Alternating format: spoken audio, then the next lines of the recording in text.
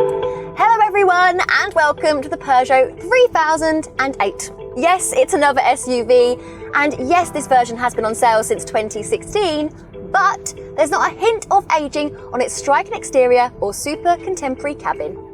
The 3008 is certainly growing old gracefully, but that doesn't mean there's any less rivals fighting for the same piece of car-buying turf.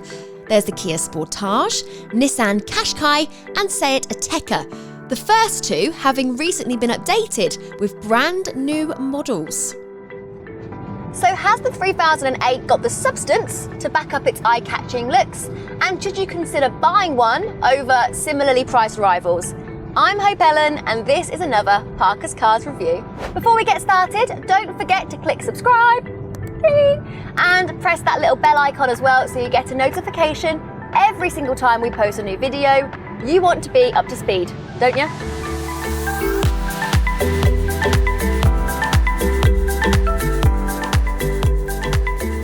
At the time of filming, the Peugeot is available with no less than 4 engine choices, ranging from a 130 horsepower 1.5 litre diesel to a 300 horsepower plug-in hybrid petrol. Now, I alluded to it earlier, but this Peugeot cabin is a bit of a showstopper, especially in top GT premium spec. Not only is the design fresh and eye-catching, but there's also plenty of premium feeling materials on offer, including dark limewood and red Napa leather for the seats. Peugeot uses this design language in all of its models, but there's no denying it works exceptionally well in the 3008.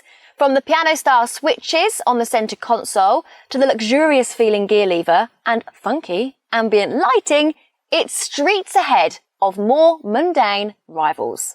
The central infotainment screen is 8 inches as standard and controlled via touch. However, most trim levels get a larger 10-inch screen, with most of the extra space being dedicated to on-screen temperature controls. As usual, we'd rather these be physical dials and switches, but at least this layout means you don't have to dive through all the menus just to warm the car up. The software itself is passable, but the menus can sometimes feel a little confusing to navigate and the touchscreen responses are sluggish. There's 5 available trim levels in the 3008, so make sure you look through the brochure or configurator carefully before picking the one that's best for you. All models get standard equipment, such as a reversing camera, electric folding door mirrors, 17-inch alloys and climate control. But we definitely recommend upgrading to at least Allure spec. You get far more kit, safety features and visual presence for only a small increase in price. One thing you should definitely be made aware of if you're thinking about buying the 3008 is the unusual driving position. It's all centred around where the steering wheel is and the dash display, or iCockpit as Peugeot calls it. As you can see, it's mounted lower than on many cars, which could mean that some drivers find their view of crucial instruments is blocked. Most people don't have an issue with it, but the idea of looking at the dials above the steering wheel rather than through it is unusual. The upside being that when you're on a long journey, you don't have to hold your arms as high and it's less tiring.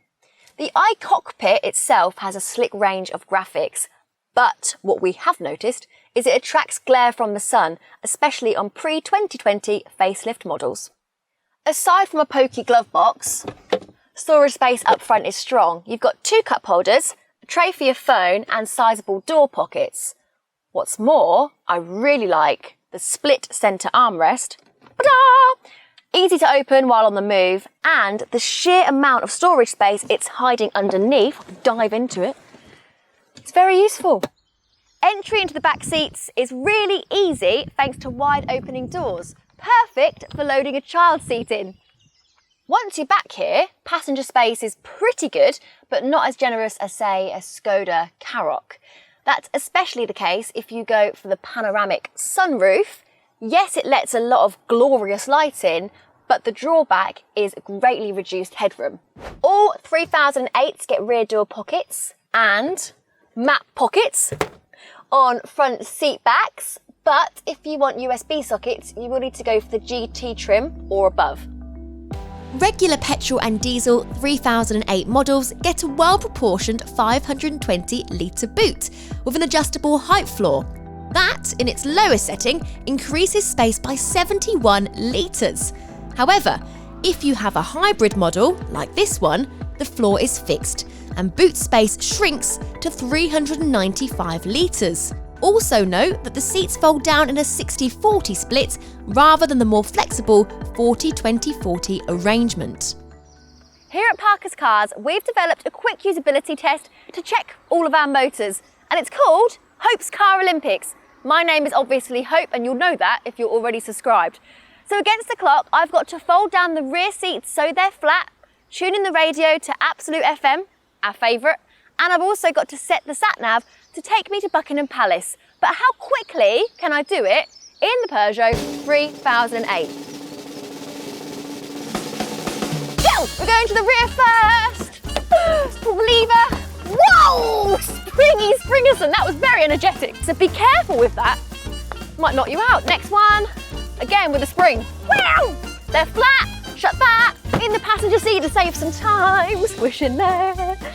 Right, so we have to use the piano keys, and that's why it's a little bit confusing. I mentioned that earlier. So we have to go onto navigation first, search.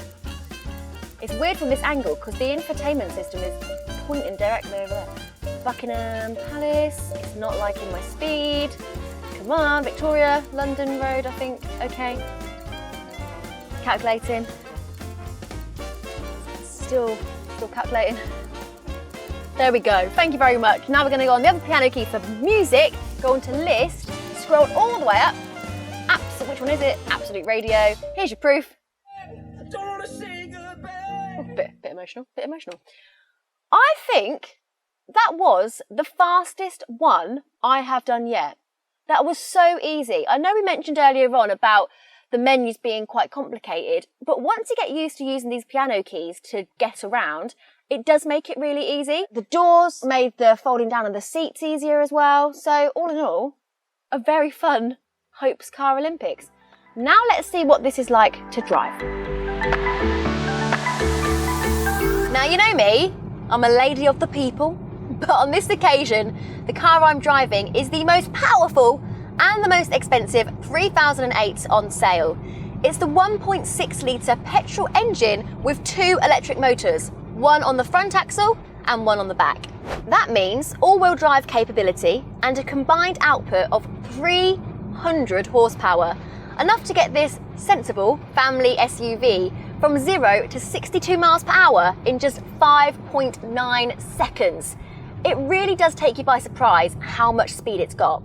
Okay, so it's still not what you'd call exciting, even in the sportiest drive mode, but it does have plenty of real-world performance, which often comes in handy. What's more, all hybrid models get the smooth 8-speed automatic gearbox as standard. The most useful part of the hybrid powertrain, however, is the all-electric range. The Hybrid 4 can do up to 40 all-electric miles on a single charge, meaning you needn't burn any fuel on short journeys. It has the potential to be very cost-effective, but just remember that if you run the battery down and don't replenish it, your fuel consumption figures will skyrocket. With the optional 7.4 kilowatt charger, juicing the battery up from 0 to 100% takes around 45 minutes. On the handling front, it has to be said, the significant amount of extra weight from the hybrid technology does blunt the 3008's agility. Models with the smallest petrol engines are certainly the sprightliest to drive. However, since the 3008 was never a sports car in the first place, the extra frumpiness of the hybrid versions isn't too much of an issue. What's more important is the overall comfort levels, and that's something the 3008 does better than a lot of cars in this segment. Ride comfort is cushioned and refined most of the time, and the hybrid powertrain means the engine noise is kept to a minimum. Fortunately, I can't say the same for the diesel models, as they are noticeably louder. Finally, visibility out is good for an SUV, and because the 3008 is narrower than many of its rivals, it's fairly easy to drive in and around town. So if you've liked what you've seen today and are now considering treating yourself to a Peugeot 3008, here's a list of my top versions that may suit your requirements because I'm very helpful. So if you want the cheapest version of the 3008, you'll need to go for the Active Premium 1.2 PureTech 130. If you are a company car user, we've spoken about how great this car is for people like you, but I would go for the hybrid version, more specifically Hybrid 4. Not only is it nice to drive and very quick, but it's also in a lower BIC bracket, which means it's cheaper to run. Just make sure that your fleet manager approves it first.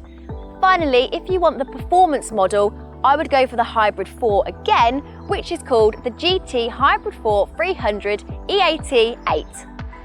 The Peugeot 3008 backs up its bold design strategy with a comfortable, high-quality SUV package that's packed with tech and offers a diverse array of available engines. It may be getting on a little now, but you honestly wouldn't know it. The 3008's downsides are few and far between, and if you are considering getting a family SUV, then this has to be on your list. Having said that, my money isn't on this hybrid version. Yes, it's quick and works well for company car drivers, but at £47,000, it's an awful lot of money for private buyers.